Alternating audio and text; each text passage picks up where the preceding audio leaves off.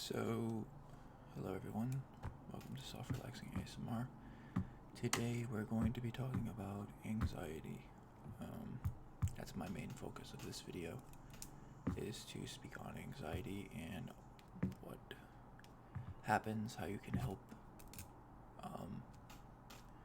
yourself at the current moment, and also how to know to pick your battles and pick the ones that'll turn out in your favor. So,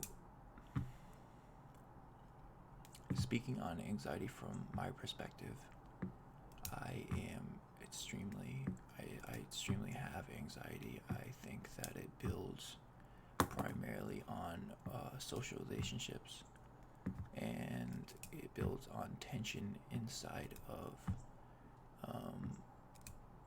of yourself. Honestly, in my opinion, yourself and other people, and other people can definitely feel your anxiety and feel the feelings that you go through on a day-to-day life, and they will be affected by it. And it's truly disappointing, and it's truly sad that they have to. And I don't wish that upon anybody, is to feel someone else's emotions,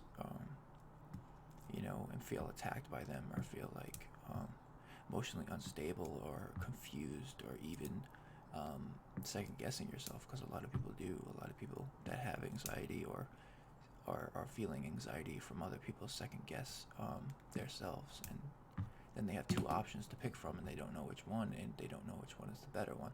Well, I have to tell you right now that anxiety to me is more than two opinions, and it could be more. I'm not saying that other people don't have more than one opinion about things.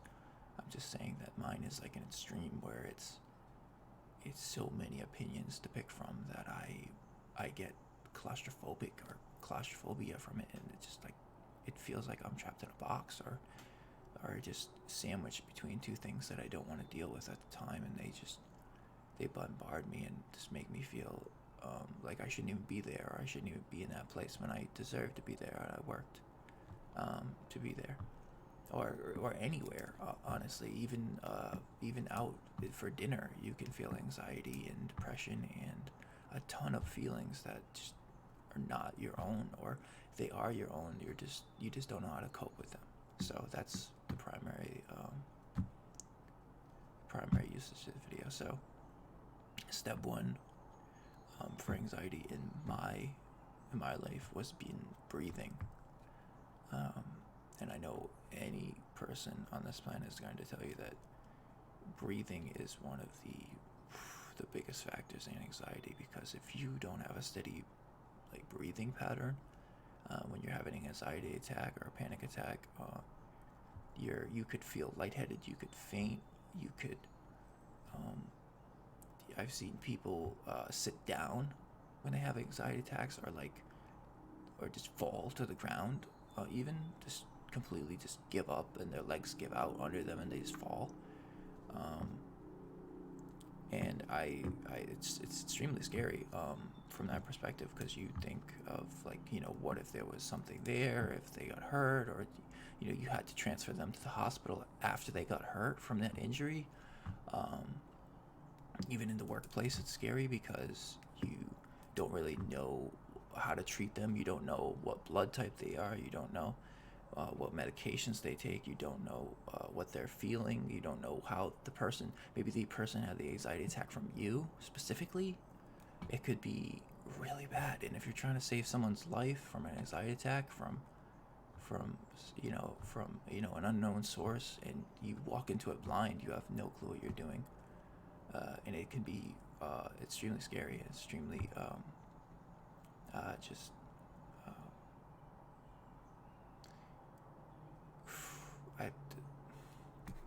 I think that breathing, in my opinion, is the best way to cope with anxiety.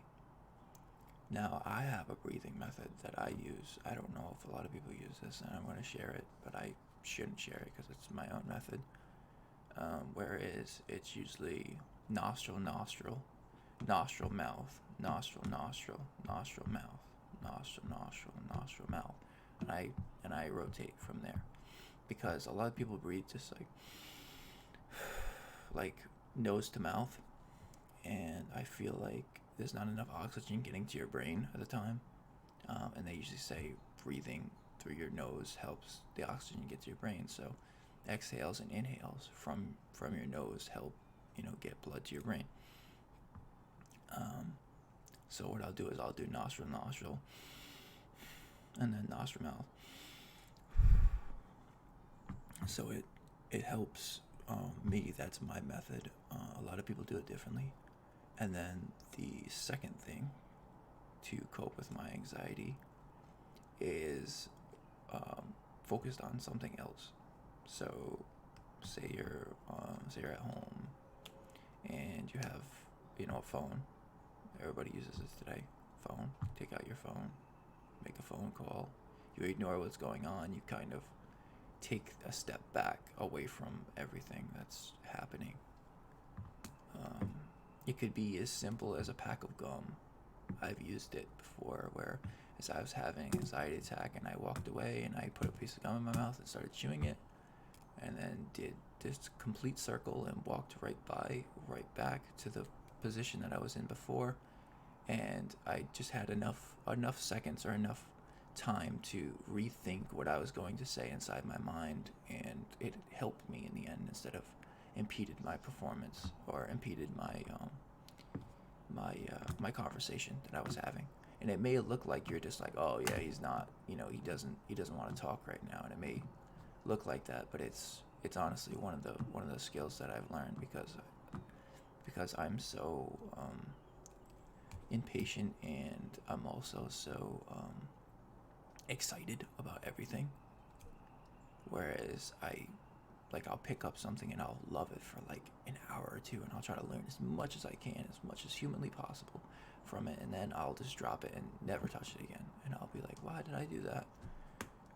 It's because I really enjoy things and I know they're there, but I usually don't go to them every day. A lot of people do that. A lot of people write a routine down and they follow it every day, like bodybuilders or pro gamers or even writers or musicians or anyone like that. They just practice a certain skill every day until they get it fantastic, like amazing, breathtaking almost. Whereas me, I don't do that. I like to take breaks. I like to clear my mind of that feeling and then go back to it and try to remember what I did originally, to test my memory, to test my mind to see if it's still there, to see if my mind's still working, because especially with anxiety, it's like gaps of time that feel like it's cloudy and misty and it's ugly and it just doesn't feel right no matter what you do. And it's not enjoyable for anyone. And I don't wish anxiety upon anyone, especially with disabilities, or especially with even more problems than anxiety at that time. But it happens to the best of us.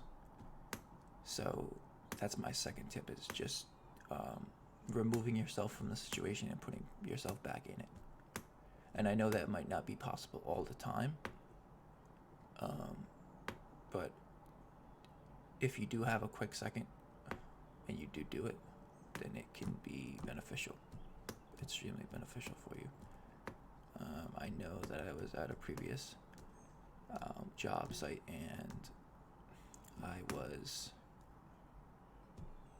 was confronted with people that I enjoy being around, but when I started working, I wanted to just concentrate on my work and focus on the things that I was doing, and people would start conversations with me because they're humans. They love conversation, and I don't blame them. I love conversation too, but I think that it made me open up a side of me that I usually don't like to open up, and that's like the nonchalant, like unfocused person that I am. And I let that roll with me until eventually it gets the best of me, and it did again. And it's okay. I I understand, you know, anxiety is a problem for me. Um, but I didn't use my methods as much as I should have in my previous workplace, and I wish I had, you know, I had, and I wish I would have just stopped, you know, letting anxiety bully me, letting my feelings take control of the wheel, and just, you know, I didn't like that one bit. I didn't like how they just took the wheel and I had no say in the gas pedal or the brake, or, you know, where we were going or what streets we were turning down. And the sad thing was, it was my car, and he or she didn't have a license at that time. You know.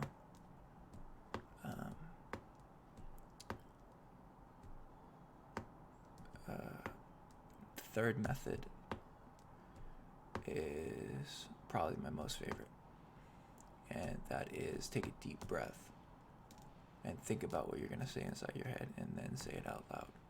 And it's extremely difficult to do this. Extrememly difficult to do this.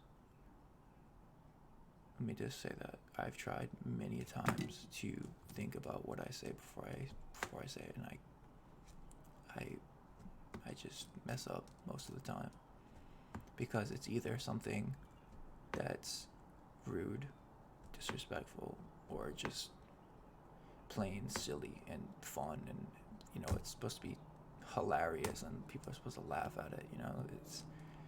It's not something it's not something I'm supposed to smile about, but it's the truth, you know. And it's disappointing, you know. It's disappointing that I can't, like, just think clearly inside my own head. I have to just rely on, like, just speaking out loud to you like this. It's not fun, you know. But I mean, I've coped with that too, so it's pretty much just, at this point, it's been like deep breaths. That's pretty much what I've been doing lately. It's just deep breathing, trying to meditate, trying to calm my mind.